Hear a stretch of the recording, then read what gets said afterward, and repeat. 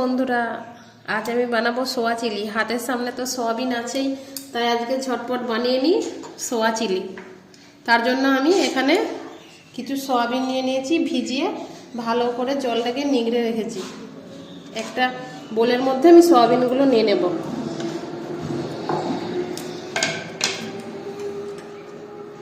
এর মধ্যে আমি একটা ডিম দিয়ে দেব।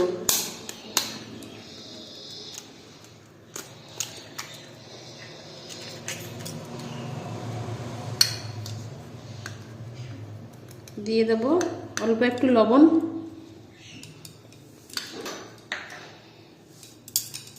দিয়ে দেব আদা রসুনের পেস্ট,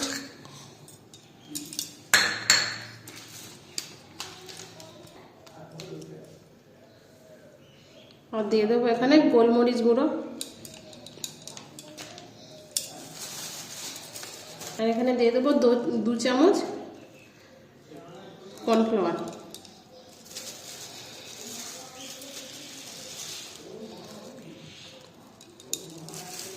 দিয়ে এটাকে ভালো করে মাখিয়ে 10 মিনিটের জন্য ঢাকনা দিয়ে ঢেকে রেখে দেবো, এটা সেট হওয়ার জন্য। 1 চামচ ভিনিগার দিয়েছিলাম, কিন্তু সেটা দেখানো হয় না, বলে দিলাম। এবার এটাকে ভেজে নেব। এখানে কড়াইতে তেল গরম হয়ে গেছে, আমি একটা একটা করে দিয়ে এগুলোকে ভালো করে ভেজে নেব।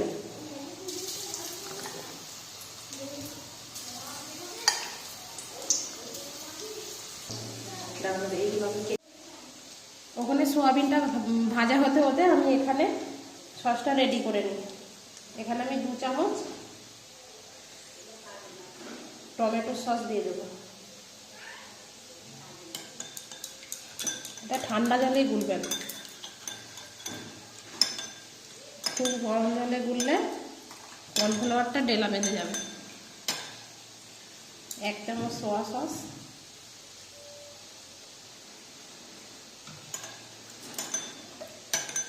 আর 1 চামচ চিলি সস।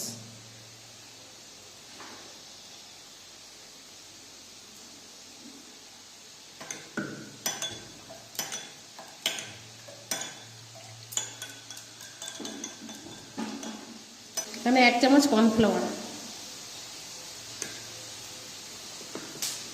দিয়ে এটাকে ভালো করে একটা ব্যাটারের মতো বানিয়ে রেখে দেবো। এবার কড়াই গরম হয়ে গেছে, কড়াইয়ের মধ্যে রসুন কুচিগুলো দিয়ে দেবো।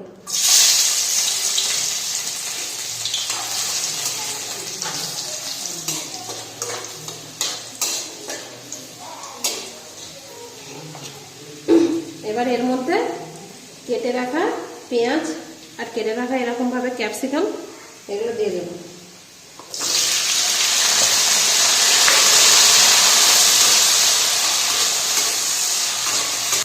দিয়ে দেবো অল্প একটু লবণ,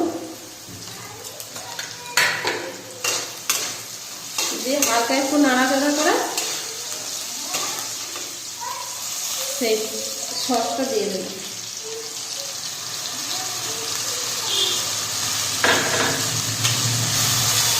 এবার এর মধ্যে সোয়াবিনটা দিয়ে দেবো। সোয়াবিনটা দিয়ে হালকা একটু নাড়াচাড়া করে এবার এর মধ্যে পরিমাণ মতো জল দিয়ে দেবো।